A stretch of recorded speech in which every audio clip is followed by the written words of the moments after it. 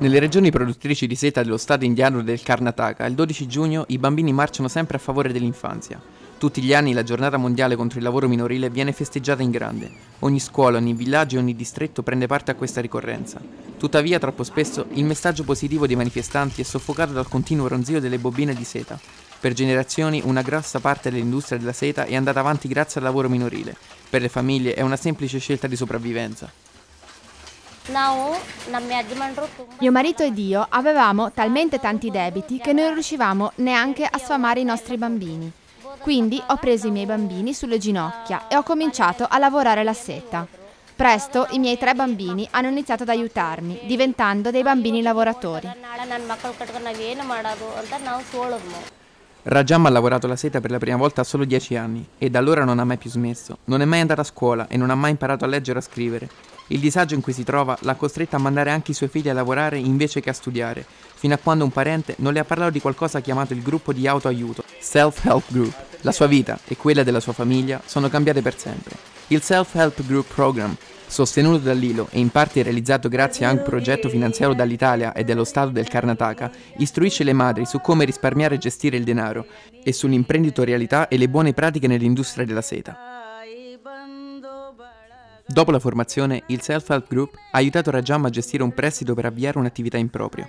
La lavoratrice bambina è diventata oggi un'imprenditrice che impiega più di 20 operai.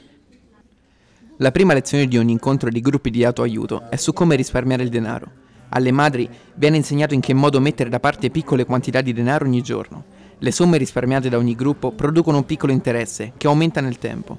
Al gruppo viene poi indicato come cooperare per ottenere microprestiti dalle banche da investire in attrezzature e spazi per le proprie imprese. I gruppi di autoaiuto danno alle famiglie l'indipendenza finanziaria necessaria per riscattare finalmente i loro figli dal lavoro minorile e mandarli a scuola. Oggi Rajam visita i laboratori di lavorazione della seta, informando sul Self-Help Group e testimoniando come la sua vita sia cambiata grazie a questo gruppo. Rajam mi ha parlato dei benefici del Self-Help Group. Mi sono fidata e ho aderito al gruppo. Ciò mi ha insegnato a risparmiare. Ho ottenuto un prestito e soprattutto ho avuto la possibilità di rimandare a scuola i miei bambini. Oltre ad imparare come si gestisce il denaro di un'impresa, le madri nei gruppi di autoaiuto vengono a conoscenza delle questioni di genere, dei loro diritti fondamentali e di quelli dei loro figli.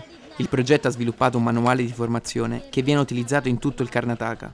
Ciò che conta è dare alle madri dei bambini lavoratori la possibilità di esprimersi nelle loro famiglie e nelle loro comunità, lavorando in comitati per lo sviluppo.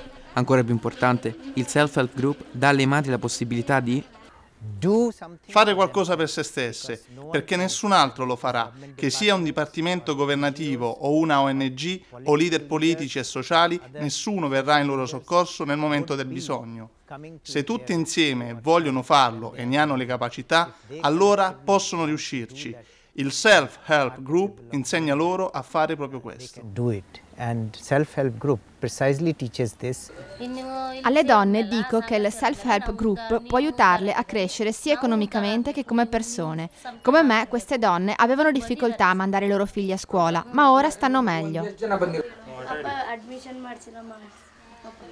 Questa è anche la storia della stessa Rajam. Ora lei, suo marito e i dipendenti filano la seta e i bambini vanno a scuola.